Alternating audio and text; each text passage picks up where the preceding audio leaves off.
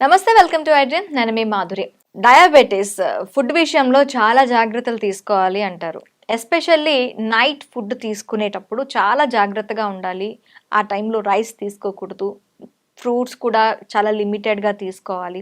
ఇలా చాలా ఉంటాయి. అసలు డయాబెటీస్ నైట్ టైంలో ఎలాంటి ఫుడ్ తీసుకుంటే బాగుంటుంది, డీటెయిల్గా చెప్పడానికి మనతో పాటు ఉన్నారు సీనియర్ డైటీషియన్ డాక్టర్ రాజలక్ష్మీదేవి గారు. తనని అడిగి డీటెయిల్గా తెలుసుకుందాం. Hello ma'am. Hello ma'am, diabetes ఉన్న వాళ్ళు నైట్ టైంలో, అంటే ఎస్పెషల్లీ ఎందుకు నైట్ టైం అని అంటున్నాను అంటే, డే అంతట్లో కూడా ఒక కప్ రైస్ ఇలా ఇలా కొంచెం చెప్తూ ఉంటారు. నైట్ టైం ఎక్కువగా ఎవరు ప్రిఫర్ చేయరు, తినకపోవడమే బెటరు. డయాబెటీస్ ఉన్న వాళ్ళు అసలు నైట్ తినకపోవడమే బెటరు అనే అపోహ కూడా ఉంది. సో వీళ్ళు నైట్ డైట్ ఎలా ఉండాలి అంటారు? నైట్ తినకపోవడం అంటే, తినకపోతే ప్రాబ్లమే వస్తుంది. తినాలి, కానీ ఎంత తినాలి, ఏం తినాలి అన్నదే తెలుసుకోవాలి వాళ్ళు.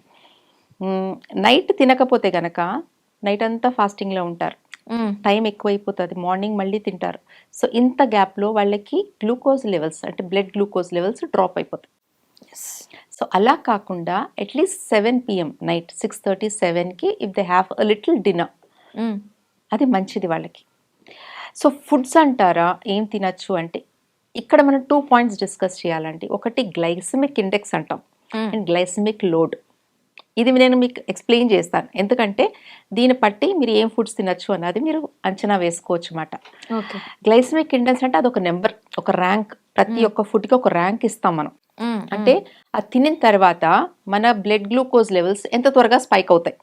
ఓకే, ఇప్పుడు మీరు షుగర్ తిన్నారు, షుగర్ యొక్క గ్లైసమిక్ ఇండెక్స్ 100 ఉంటుంది. వావ్. మీరు తిన్న వెంటనే తక్కువ పెరిగిపోతుంది, మీకు ఎనర్జీ వస్తుంది డెఫినెట్లీ. మీకు నీరసంగా ఉందంటే కొంచెం పంచదార నీళ్ళు కల్పిస్తారు, ఎందుకంటే అది వెంటనే గ్లూకోజ్ కింద మారి వెంటనే మన బ్లడ్ స్ట్రీమ్లో సర్క్యులేట్ అయిపోతుంది అది. సో దీన్ని బట్టి ఒక్కొక్క ఫుడ్కి ఒక్కొక్క గ్లైసమిక్ ఇండెక్స్ ఓకే ఉంటుంది. సో ఈ గ్లైసమిక్ ఇండెక్స్ బట్టి మనం ఏ ఫుడ్స్ తీసుకోవచ్చు. సో దానికి అడ్వాన్స్డ్గా గ్లైసమిక్ లోడ్ అంటాం, అంటే ఏ ఫుడ్ ఎంత క్వాంటిటీలో తీసుకోవాలి, ఏ క్వాలిటీ తీసుకోవాలి. ఓకే, ఈ రెండు.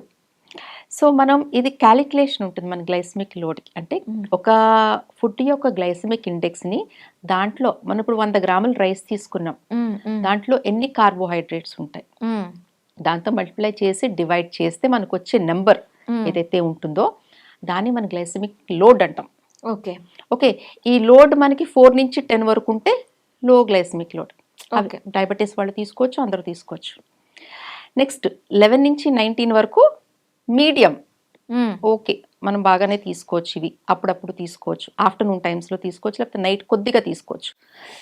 20 అబవ్ ఉంటే గనక అది వెరీ హై, డయాబెటీస్ వాళ్ళకి రికమెండ్ చేయం మనం.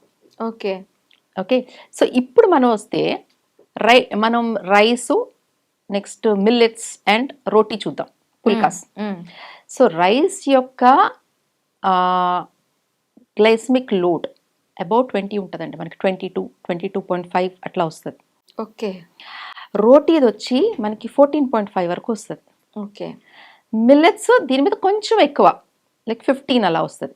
సో ఈ రెండిట్లో ఏదైనా తీసుకోవచ్చు, మిల్లెట్స్ తీసుకోవచ్చు, రాత్రి కొంచెం మిల్లెట్స్ ఉప్మా కానీ లేకపోతే 2 పుల్కాలు కానీ తీసుకోవడం it is safe for diabetic people, ఎందుకంటే రాత్రి అంతా బ్యాలెన్స్ అవుతూ ఉంటుంది వాళ్ళ బ్లడ్ గ్లూకోజ్ లెవెల్, ఎక్కువ త్వరగా స్పైక్ అయిపోకుండా. సో దట్ ఈస్ వై మనం రైస్ వద్దంటాము, రోటీ తీసుకోమని. రోటీ ఓకే, రోటీతో వాళ్ళు కర్రీస్ కానీ కర్డ్ కానీ, కర్డ్ యూస్ చేయొచ్చు అంటారా? ఎస్పెషల్లీ నైట్ టైం, నట్టి మజ్జిగ, కర్డ్ యూస్ చేయొచ్చు అంటారా? No, not suggestable even for normal people, diabetic వాళ్ళకే కాదు, నాట్ సజెస్టబుల్. మనకేంటంటే నైట్ కర్డ్ డైజెస్ట్ చేసేంత కెపాసిటీ మన గట్కి ఉండదు. ఓకే ఓకే, సో ఏదైతే ఈజీ డైజెస్టబుల్లో మనకి అవి నైట్ తీసుకోవాలి. సో మీరు ఒకవేళ తిన్నారే అనుకోండి, పొద్దునకి మీకు హెవీ ఉంటుంది, మీకు డైజెస్ట్ అవ్వదు, రాత్రి మీరు పడుకున్నప్పటికీ డైజెస్ట్ అయిపోవాలి అది, మీరు ఏదైతే తింటున్నారో నైట్. బట్ డైజెషన్ అవ్వకపోతే తర్వాత నుంచి ఎసిడిటీ ప్రాబ్లమ్స్ అని, గ్యాస్ ప్రాబ్లమ్స్ అని ఇట్లా నెమ్మదిగా వస్తూ ఉంటాయి. Okay, so it's better not to have curd మాట. ఓకే, ఎవరైనా మజ్జిగ తీసుకోవచ్చు, డయాబెటీస్ అయినా నార్మల్ పర్సన్స్ అయినా. ఓకే, మరి కర్రీస్ విషయంలో ఎలాంటి కర్రీస్ వాళ్ళకి సజెస్ట్ చేస్తారు మీరు? ఎనీ గ్రీన్ లీఫీ వెజిటబుల్స్ అండి, ఆకుకూరలు అన్నీ తినచ్చు, వెజిటబుల్స్ అన్నీ కూడా తినచ్చు, అంటే దుంపలు కాకుండా. ఓకే. దుంపల్లో కంప్లీట్ స్టార్చ్ ఉంటుంది, అవును. అందుకని వద్దంటాము. అన్ని వెజిటబుల్స్ తినచ్చు, ఈవెన్ క్యారెట్, బీట్రూట్ ఇవి కూడా తినచ్చు. ఓకే. కర్రీలో క్వాంటిటీ ఎంత ఉంటుంది? హార్డ్లీ మనం 100 grams కన్నా ఎక్కువ తీసుకోలేం. ఒక 2 పుల్కాల్లోకి మీరు ఎంత కర్రీ తింటారు? హార్డ్లీ ఒక 75. హార్డ్లీ, రైట్ కదా. సో ఇట్ డజంట్ మ్యాటర్ మనకంతా. Okay. అలా అని ఎక్కువ నూనె వేసేసి నెయ్యి వేసి వండిని వైట్ కొని మీకు మళ్ళీ క్యాలరీ కౌంట్ పెరిగిపోతుంది. ఓకే. అలా కాకుండా జస్ట్ నార్మల్గా లిటిల్ బిట్ ఆఫ్ ఆయిల్లో నీట్గా మనం ఒక కర్రీ చేసుకొని పుల్కాలో తిని ఒక గ్లాస్ మజ్జిగ తాగితే it's best. Is it suggestable? వాళ్ళకి మిల్క్ సజెస్ట్ చేస్తారా మీరు అసలు? Yes, we can suggest milk, but toned milk. Okay. అంటే మీకు ఫ్యాట్ లేకుండా ఉన్న మిల్క్ సజెస్ట్ చేయొచ్చు వాళ్ళకి. ఇంకా ఏమైనా యాడ్ చేసుకోవచ్చా మ్యామ్ వాళ్ళు?